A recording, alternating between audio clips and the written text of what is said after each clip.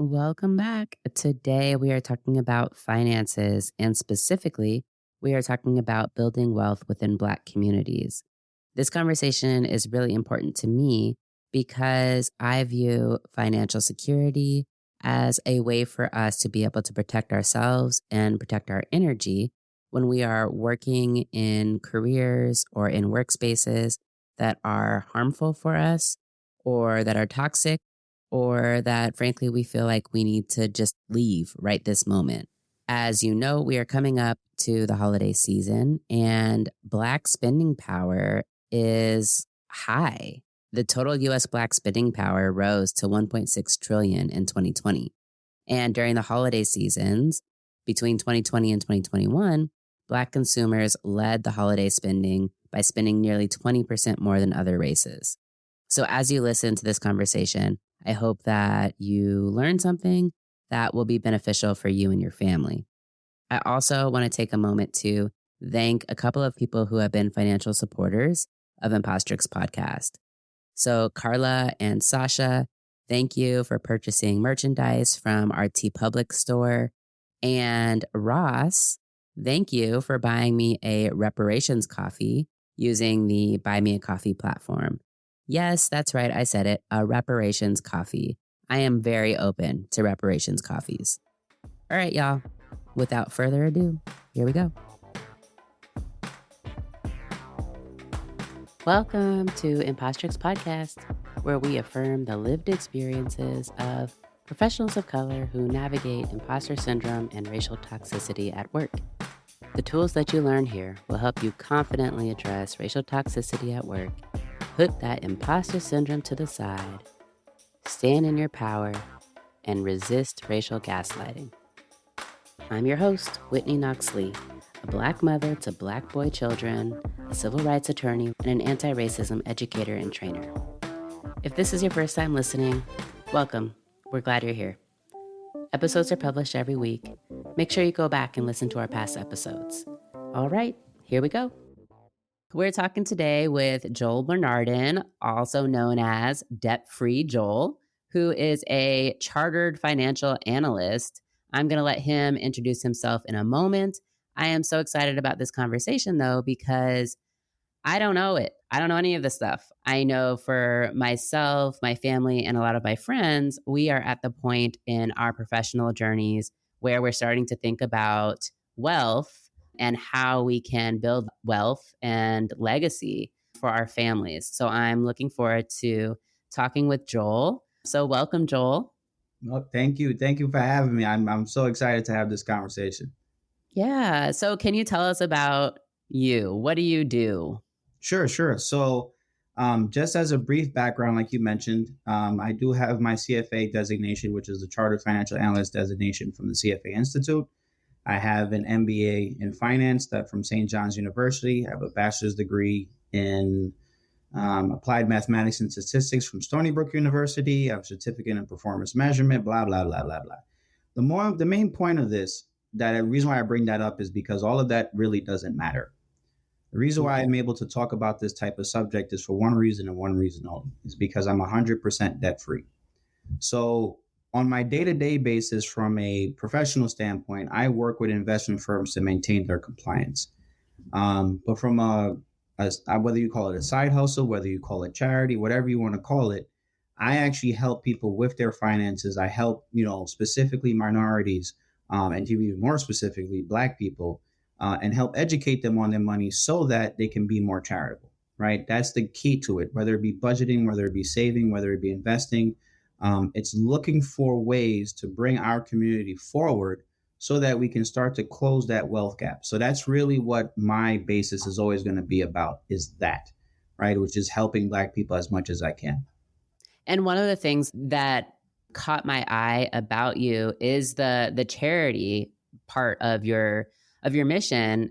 And you just spoke a little bit to this idea of bringing our community forward. So is it fair to say that how you envision our communities being brought forward is through charitable giving? Yes. So one of the things that unfortunately we all like to focus on is we like to focus on getting to money, right? But unfortunately, we're not charitable. And the excuse that we give is, well, I don't have a lot, so I can't give a lot. But the point is that we need to be able to help others along the way. Other communities, other demographics do this, right? One of the things that they do is that they help other communities. You ever looked at the Jewish community, they'll turn around and help their community very easily, right? They'll send the loans. The Chinese community does a great job about this, right? They'll fund the laundromats, they'll fund the restaurants, they'll fund the stores, they'll fund everything around them. And then they'll give them loans at reasonable rates to be able to pay back. So that's something I think we need to do, whether you're giving it to the church, whether you're giving it to organizations, and whether you're helping your own family is something people forget. You could be charitable with your own family. So if you get out of debt, for example, and turn around and help your sister or help your brother, well, you're just helping another person who looks like you pull out. And then when they're done, they hopefully do the same thing for somebody else. And so why is it even important that we're getting out of debt? Like why? Because I came up with this understanding that, you know, there's good debt, there's bad debt. We're going to have debt. So just have the good debt. Correct. So one of the things that people, especially in our community, and I mean, around the world, doesn't even make a difference, regardless of black or white, doesn't make a difference, is we've normalized debt. Right? We've normalized it. We, you know, use our credit card so much now that we don't have to even swipe the card anymore. Just use your phone.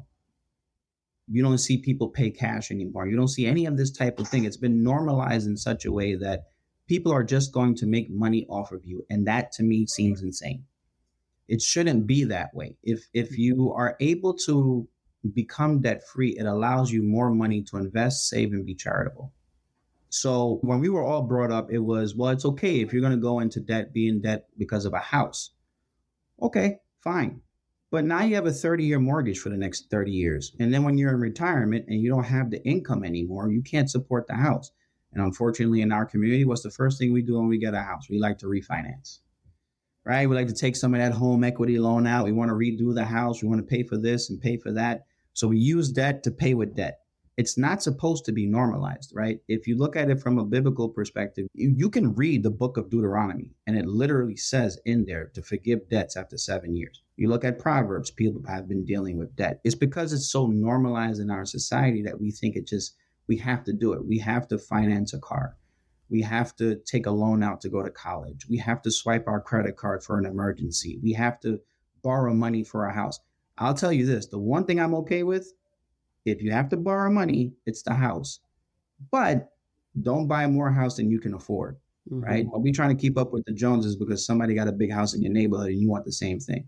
So it doesn't have to be normal. Like I have I think a quote downstairs that says, you know, debt is normal. Be weird. Be the different person. And if you start to do that and you're not consuming all this nonsense, all this money all the time, you can actually save it and you can invest it. Yeah, because it is, I mean, certainly in the communities that I'm in, it is very normal to have debt. And if it's not, you know, credit card debt or car loans, then it's student loans. And that's a whole side topic that we can get into, but I don't want to get us derailed. So let me ask you, today we're going to be talking about wealth and growing wealth so that we can be charitable in our communities and move our communities forward. So what is wealth? When we talk about wealth, what are we talking about? Right. So wealth, for most people, when people think about wealth, they think of income. But when you think about net worth, when you think about the wealth, what are you actually made of? It's assets minus liabilities equals your net worth. That equals your wealth. Now, there's different ways of valuing wealth, right? Your health is wealth. Your mental health is wealth. Your friendships are wealth. But I get that. But we're talking about money. Okay. Right. When we talk about wealth, when we talk about that type of aspect, it's assets minus liabilities. Whenever someone is saying to themselves that they need money, they increase the asset column. They go, I need more money, right? I need a better income. I need a raise. Right. I need a bonus. You know what you never hear them tell you? I need to lower my expenses. I need to stop buying a bunch of BS I don't need. I don't need another third car. Why do I have 2 gym memberships and no gym? Why am I doing that? So when I think of wealth, I think of your assets minus your liabilities. I think about what you can transfer to your kids, transfer to your nieces and nephews, transfer to charity at the end of your life. What is that number?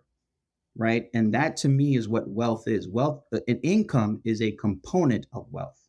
Okay. Our culture has been really garnered on income. So what you're seeing probably among your friends or even from your own communities is that we're always trying to get the higher income, better job, better this, better that. And income is a predominant component. I'm not going to diminish Right. that. Right. Yeah. But what happens statistically is as your money goes up, your expenses go up. Right. That's absolutely right. I mean, that's certainly what we experience in this household Right. is, and the focus on income. And as I was sharing with you before we started recording, my family is now starting to move towards focusing on wealth and building wealth, because we realize there's always going to be something that we want. At some point, we need to like pull back the reins and just be like, okay, we have what we need. Like we have things that we can enjoy. We're okay with all of this, but we want to be able to retire. Like we don't want to be tied to a job. We don't want to be tied to an income. Correct. We want to be able to be financially free. And, that does involve cutting back on our expenses. And when you said like cutting back on expenses, I know for me, budgeting sucks, like. Absolutely. It sucks. I will tell people flat out, when I have discussions about money, do you know I don't argue with the math? I argue with the behavior. Mm-hmm. Money is more about emotion than it is about mathematics because of what you just said. It sucks. So look, when we were younger, you never liked people telling you no, right? That's when you were a kid. You didn't like when your parents, grandparents, guardians, whoever told you no. You wanted the candy. You wanted the ice cream. You wanted to have 7 cheeseburgers, and they said, nah, chill, you can't do that, right? And then as an adult, you got your education, you got married, you got your money right, you and your husband are doing what they do. Nobody can walk in your house and tell you what to do, and now someone's going to come tell you no? Hell no. I don't want, but that's the point of the budget, right? The budget from a finance standpoint allows you to dictate where you're telling your money to go. I'll give you an example. When you get paid, you go to work for a reason, to make money. You may love what you do, you may not love what you do, but you go to work to make money to be able to survive. And then one of the first things you do is most people will pay a bunch of people they don't like. Right? Yeah. The first thing you do is you'll pay the car note for people you don't know. You'll pay the mortgage for people you have no idea about. The credit card, forget it. Student loans, you're hoping Joe Biden and them forgive this. Like you pay a bunch of people you don't like. And then at the end is whatever little scrap you left over. The government doesn't even ask their permission to take taxes out your check. They just come and take it. Because we're not making ourselves a priority. Mm-hmm. Right? So one of the things I learned is a book. It's called The Richest Man in Babylon by George Clason. Okay. I recommend the book to everybody. Anybody who listens to your podcast, please go get the book. It has no numbers. I think the only number it has in there is 10%. It's a book about finance written in story form. Okay. And one of the key principles of it is that a part of all that you earn is yours to keep. Right? You're the one that went to work. You're the one that was away from your husband. You're the one that was away from your house. You woke up early. You went home late. You're the one that was stressed out from work. You make yourself a priority when you get paid. When you start to change your perspective on money, that's how you start to get to wealth, right? Because the budgeting is saying, I'm first. Right. And I have recently started trying to reframe budgeting for myself to exactly this, to I'm first. And, I'm grateful that 10 years ago, when I started in my professional path after graduating law school, I was rebuilding my credit. Yep. And part of rebuilding my credit was a secured credit card, but it also meant having savings and ensuring that I was paying myself first by putting money in savings. Even then, when we're talking about wealth, it took me 10 years to realize I only need so much in savings, like in, emergency savings. Correct. But that my money could be growing. So I want to ask you about that. But first I was doing a little bit of research prior to our conversation and found these numbers that for me were pretty staggering, which is that the median wealth of single Black women was only $5,000. $5,000? Median, that's the middle, right? Right. From statistics perspective, that's the middle. It's not the mean because the averages can be skewed. It's Right. $5,000. And it's probably not that. And it goes on to say it's $500 for a single Black woman with no degree.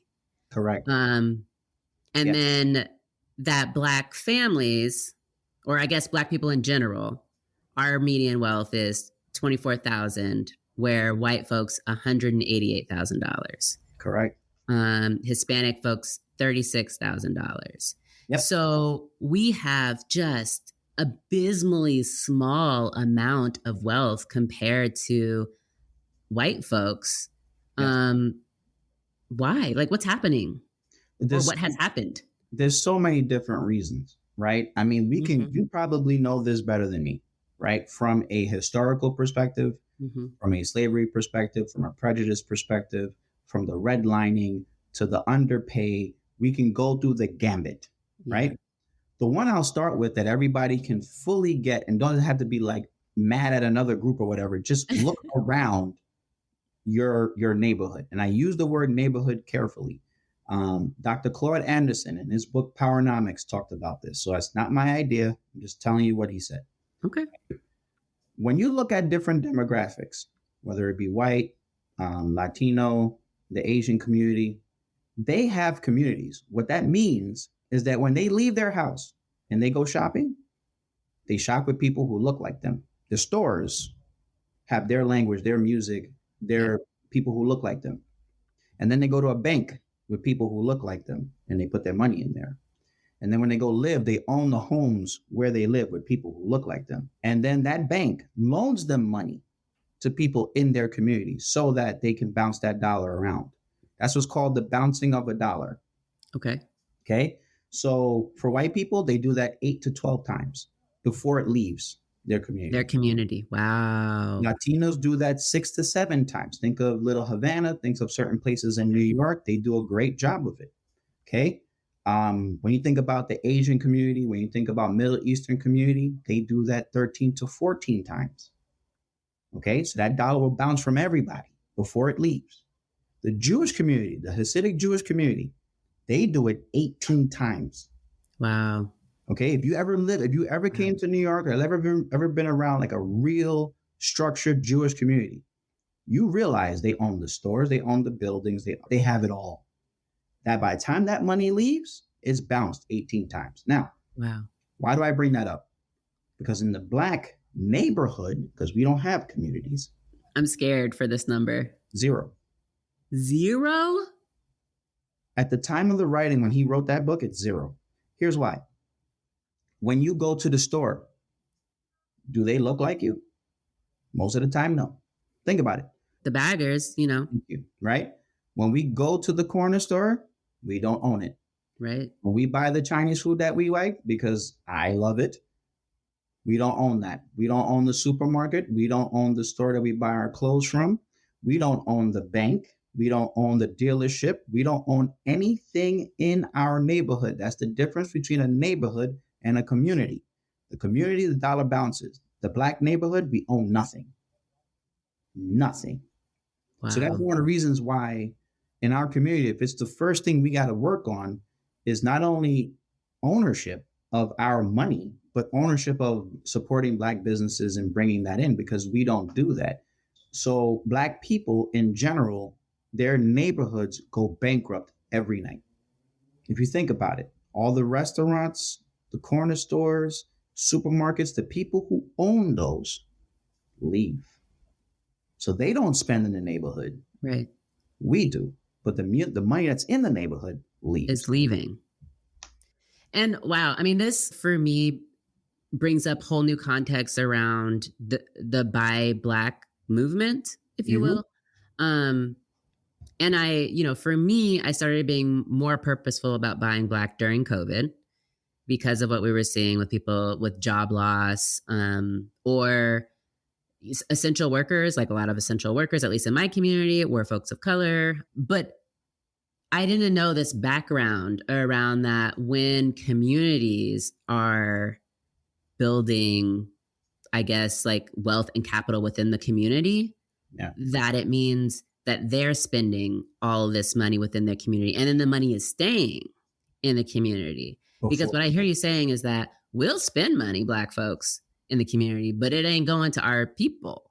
It's leaving the neighborhood, as you say. yeah, We could go down some rabbit holes, because the first thing that I'm thinking about is like public education and our schools and funding of our schools. And, your school is going to be supported by the taxable revenue. It's going to be supported by the fact that most, of our African American families anymore, those mothers and fathers don't stay home as much anymore, because now you need two incomes to be able to support the household. Right.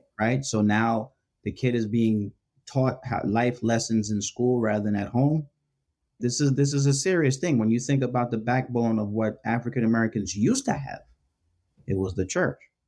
Black folk Sundays, we at church.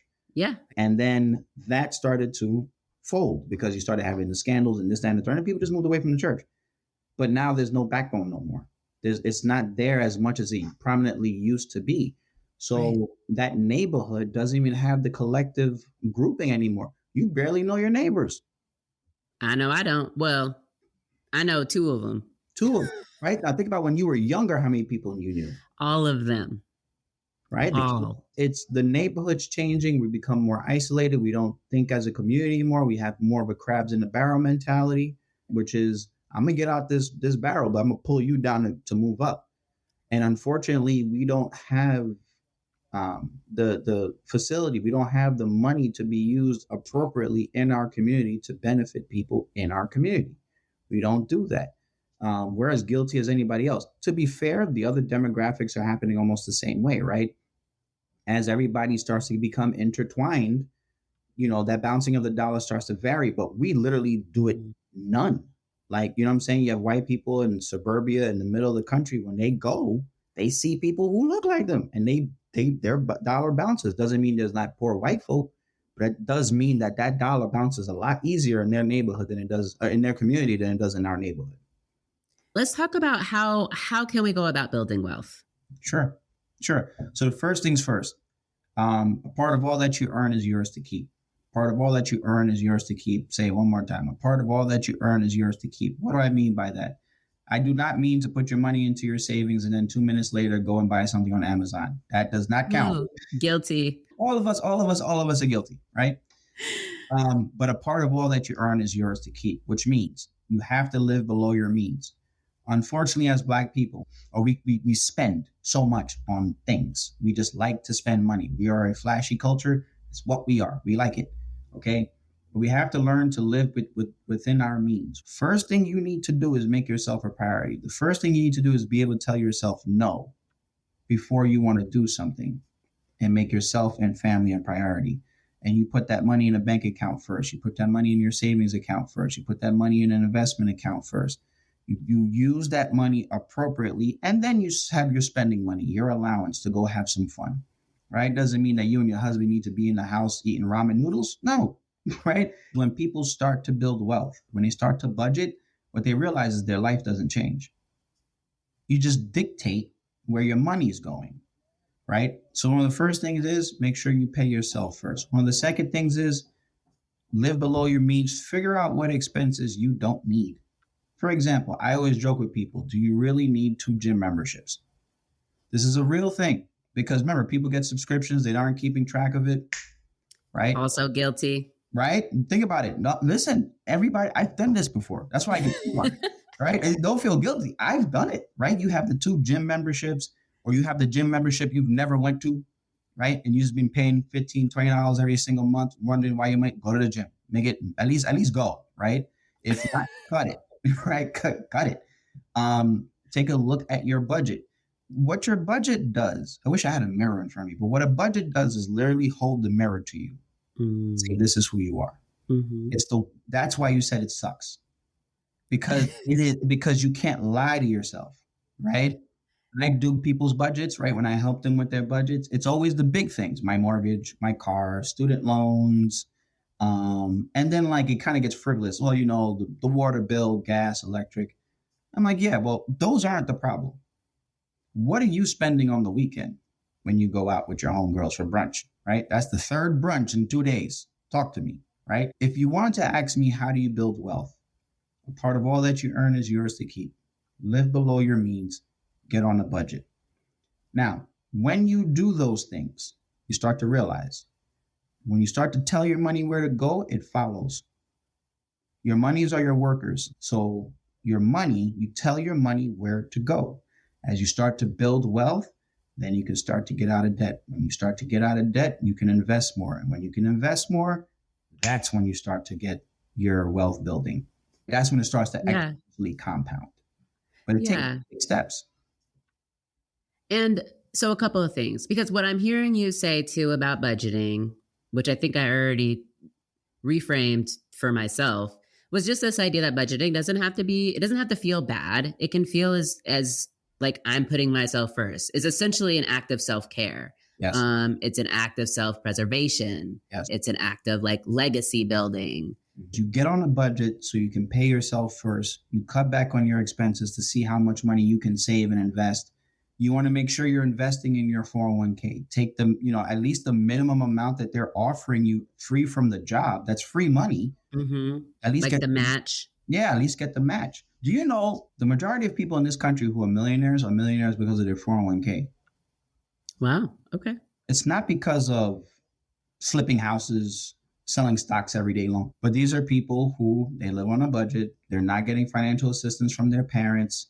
They live below their means. They still go on the vacations. They enjoy themselves, but they've been putting money for their 401k for God knows how long, and it just compounds.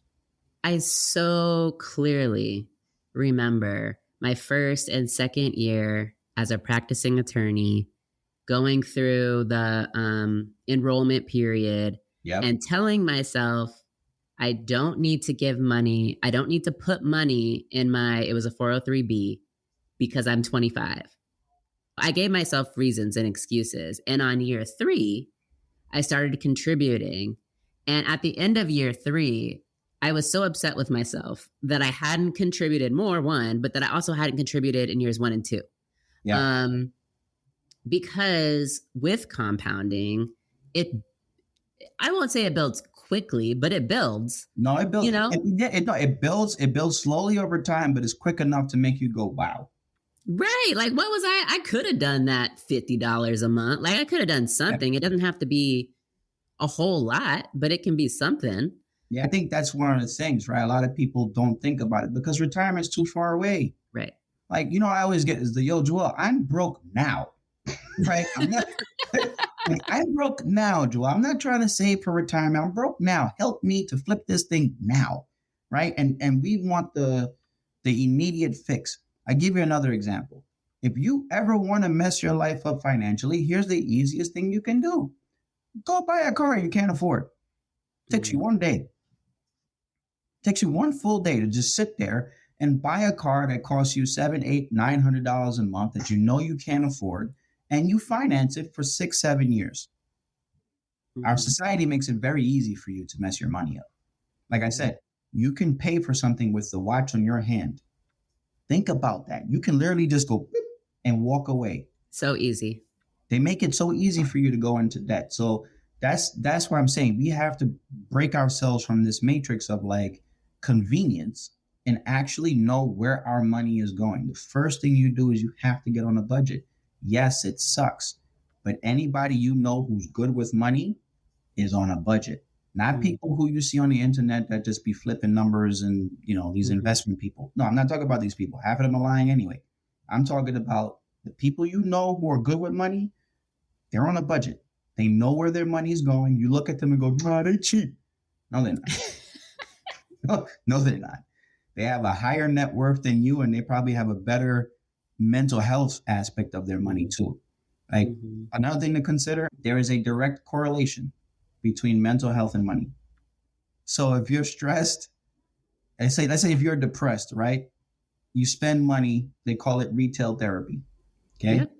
Spend money you don't have, you get more depressed about your financial situation. The more depressed you get about your financial situation, you say, screw it, I'm just going to keep spending more. And the cycle just keeps returning. Yeah. So there's also another reason why folks like us, especially in our community, need to figure out how to get better with money, because there's a direct correlation between money and your mental health. And unfortunately, we focus on income. Right. Because the income is like, well, I made 6 figures, Joel. We still broke. Well, that's because you're not saving any of it. There's no money you're putting aside for yourself. You're spending it on everything else, except because your parents told you, stay in school to get a good job so you make a lot of money. They never finished the sentence. That whole generation did not finish the sentence. And what they should have said was, stay in school so you can get a good job, so you can make some money, so you can keep a lot of it. They never finished the sentence. So you have a whole generation of us like, yo, we all went to school. We got these student loans. We're making 6 figures. We're married. I have a house. I don't understand why my house, why, like, I feel like I have no money. It's not just the income, it's the wealth. And I wonder too about that piece about mental health and mental well-being and the experiences of particularly Black people and our cultural norm of not caring for our mental health. And I wonder if we could get over the stigma of mental health and take care of that part of our lives, how that would affect the financial part of our lives. You mentioned something important, right? Budgeting sucks. You don't want to tell your homegirls and your friends that you can't go to brunch, right? That's the problem. The problem is that from a mental health standpoint, we want to be, broad-shouldered and robust and having fun and not thinking about this and YOLO, right? And all types of things, not realizing being an adult is holding yourself accountable. So maybe 6 months ago, I started a budgeting process, started trying to make sure that my money that I was spending was more aligned and purposeful with like my values and the things that I actually enjoy. So instead of McDonald's, Five Guys, since I like Five Guys burgers better than McDonald's burgers. Yeah. But I also tried to cut out emotional spending. And that meant for me deleting the Amazon app. When I say all of a sudden there was money in my bank account. See? There you go. I had no idea how much money I was spending on Amazon. And for me, most of my emotional spending was on Amazon or other similar apps, really, because I don't get on the computer to shop anymore. I pull up an app on my phone.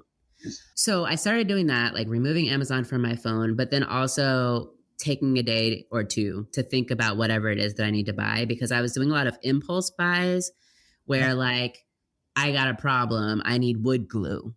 Let me just go ahead and order some wood glue before I forget. And that's how I would frame it in my head. Like, I have to buy this before I forget. Yep. As if forgetting was going to be the end of the world.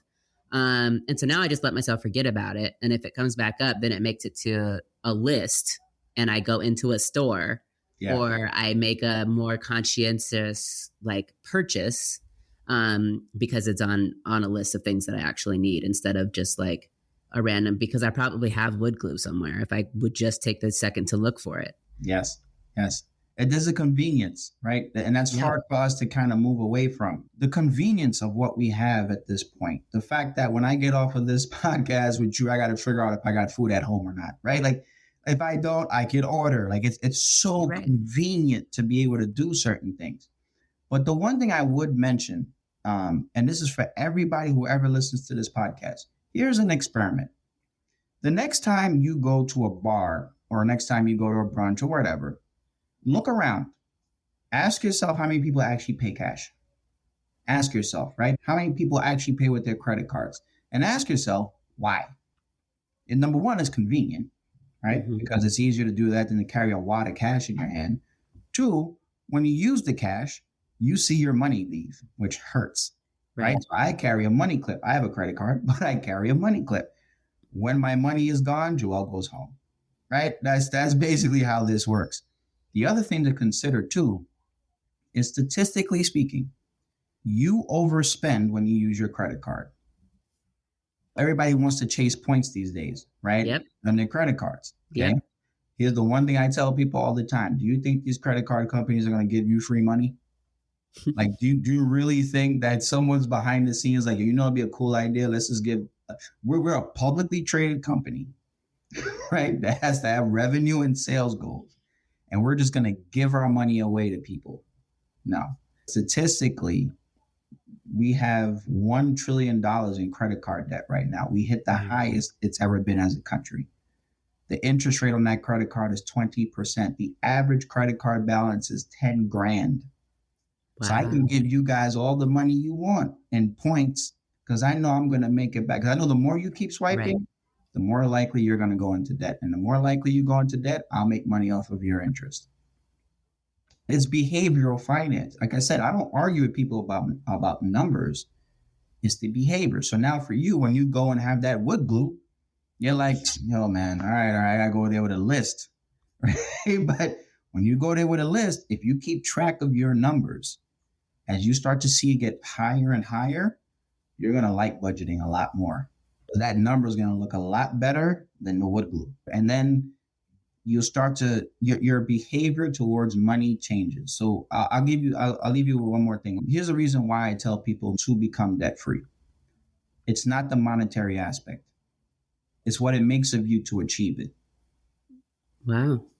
Right? It's not the monetary aspect, though that is very important. When you become debt free, you mentally change the way you approach money because you have to tell yourself no. Wow. I mean, you've given me a ton to think about. I feel a little bit like you're a bubble burster, but that's okay. I'd rather be that. I'd rather be the bubble burster and not lie to you than to come on here and tell you, yo, this is what you need to do. You need to flip like 7 houses. No. Wait.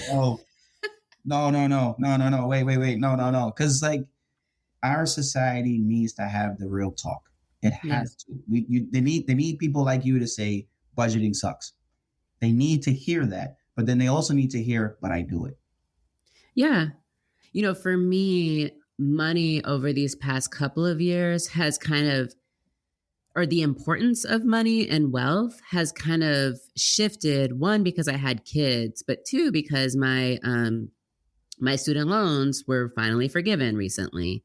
Right. And awesome. So now, awesome. I know, thank you. Awesome. And there was a lot of student loans. Mm-hmm. But so now it's like, I want to be debt free and I want financial freedom again, so that I can live just easier without being tied to an income. Because there are times in life where I want to be able to prioritize mental health, for example, or happiness, or psychological safety. Like maybe I need to leave a job and I need to leave a job today before I have another job lined up. Yep. And I want to be able to have a financial situation that allows me to do that instead of having to continue to be in systems or structures or circles and that perpetuate negativity and harm. And I think for communities of color where there is a lot of harm that's done in the workplace that's tied to our money, the idea of like selling our soul type of thing, I just think it's so important. And so for me, there's been that shift recently.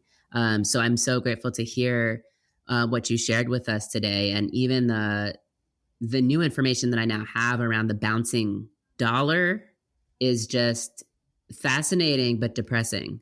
I didn't think you were going to say zero. Yeah, it hurts when you really start to look at it for what it is.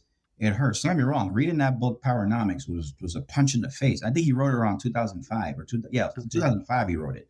So some of the statistics may be a little off, but it's still the same, right? We can still look at our neighborhoods and go, we don't own anything, right? Yeah. We can still say that when we get the college degree that we go to somebody else's. We go to the middle of the city. We go to the metropolitan area. But when we come back home, the first thing we try to think about is how do we leave this area, right? But the one thing I will say is that if you want to improve as a Black community, not just a neighborhood, but as a Black community, my theory has always been whoever has the money makes the rules.